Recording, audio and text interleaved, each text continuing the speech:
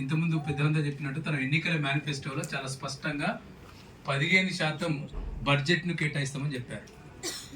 ఇంకొక అడుగు ముందుకేసి విద్యా వ్యవస్థను మొత్తం ధ్వంసం చేసింది గత ప్రభుత్వం, కేసీఆర్ ప్రభుత్వం. మేము దాన్ని చక్కదిద్దే బాధ్యత తీసుకుంటామని చెప్పి మేనిఫెస్టోలో రాశారు. మేనిఫెస్టో అంటే నిజంగానే వాళ్ళకి నమ్మకం ఉంటే, ఆ మేనిఫెస్టో మీద గౌరవం ఉంటే, ఆ మేనిఫెస్టోలో వాళ్ళు రాసుకున్న ప్రకారం 15% బడ్జెట్ కేటాయించారు. ముఖ్యమంత్రి నిన్నగాక మన రవీంద్ర భారతిలో ఒక మీటింగ్లో మాట్లాడారు. ఇంతకుముందు భాగ్య గారు మాట్లాడారు కదా, విద్యకు నిధులు ఖర్చు పెట్టడం అంటే భావితరాల కోసం అని సంబంధించి ముఖ్యమంత్రి మాట్లాడాడు. ముఖ్యమంత్రికి అర్థమవుతుంది, గుర్తిస్తా ఉన్నాడు, కానీ బడ్జెట్ ఎందుకు పెట్టట్లేదో ఆలోచించాలి ముఖ్యమంత్రి.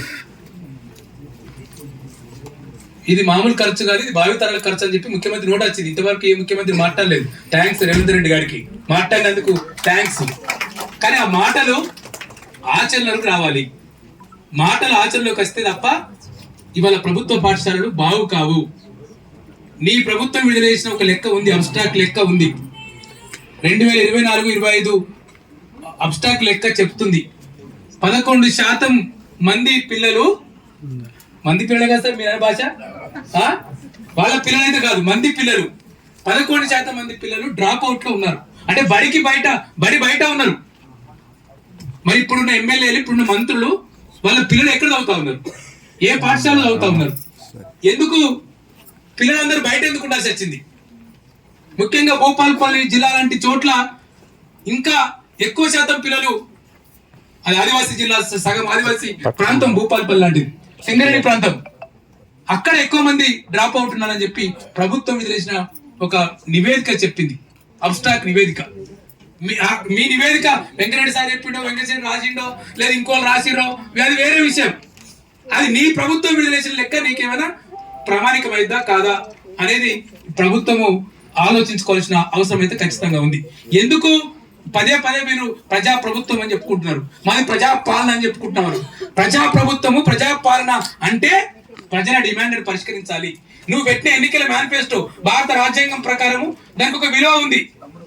నీకు ప్రజలు ఓట్లు వేశారు, నీ చట్టం ప్రకారం, నీకు వేసిన ఎన్నికల హామీ ప్రకారం ఎన్ని ఇచ్చినావు, అలువు గారి హామీలు ఇచ్చినావు, 6 గ్యారెంటీలు 101 హామీలు ఇచ్చావు. 101 హామీలో గొంతమ్మ కోరిక కాకుండా చిన్న హామీ ఒకటి 15%. బయట మమ్మల్ని తిడుతా ఉన్నారు వెంకటరెడ్డి సార్, 15% మీద అడగలేదు మీరు. నన్ను ఒక పీడిఎస్ విద్యార్థి సంఘం నాయకుడు ఫోన్ చేసి, నేను మీ మీటింగ్ రాకపోవడం సిద్ధిపెట్ల, ఎందుకంటే నువ్వు నేను 20% అడుగుతుంటే నువ్వు 15% అడుగుతావేందన్నా. అందుకే కనీసం అని చెప్పాము, నువ్వు ఎన్నికల మేనిఫెస్టో పెట్టావు, కనీసం ఆ 15% పెట్టమని చెప్పి. రెండోది, గత ప్రభుత్వము మన ఊరు మన బడి పేరుతోటి కొంత బడుల బాగుకు ప్రయత్నం చేసింది. అది కాంట్రాక్టర్కి ఇచ్చిందా, ఇంకోళ్ళకి ఇచ్చిందని చెప్పింది. గుత్తా సుఖేందర్ రెడ్డి గారు నీ ప్రభుత్వంలో ఉన్నారు, నీ ప్రభుత్వంలో శాసన మండలికి చైర్మన్. ఆ చైర్మన్ ముఖ్యమంత్రి గారికి లెటర్ రాశారు, అయ్యా ముఖ్యమంత్రి గారు 1000 కోట్లు పెండింగ్ ఉన్నాయి ఈ మన ఊరు మన బడికి సంబంధించినవి, ఆ డబ్బులు రిలీజ్ చేస్తే వాడు తాళం వేసుకుడు కాంట్రాక్టర్, నేను పనిచేసిన కాబట్టి నేను ఇవ్వంటాడు ఆ రూమ్. నువ్వు 1000 కోట్లు ఇస్తే నీకు పెద్ద సంఖ్య కాదు. నువ్వు వీడికి ఢిల్లీకి 15 సార్లు పోయినావు కదా, ఆ ఖర్చులో ఒక పెద్ద లెక్క కాదు. అది మేము అడుగుతారు, మీ గుత్తా సుఖేంద్రుడు అడుగుతుడు, మీ గుత్తా సుఖేంద్రుడికైనా సమాధానం చెప్పమని చెప్తున్నాం. రెండోది, వాళ్ళ మెజారిటీ ఎస్సీ ఎస్టీ ప్రజలు, బీసీలు, మైనారిటీలు ప్రభుత్వ బడిలో చదువుతా ఉన్నారు. ఇవాళ ప్రభుత్వ బడిలో చదువుతున్నారు. అందుకు ఇవాళ ఈ ప్రభుత్వాలకు వివక్ష, ఇది ఒక అంటరాంతనం.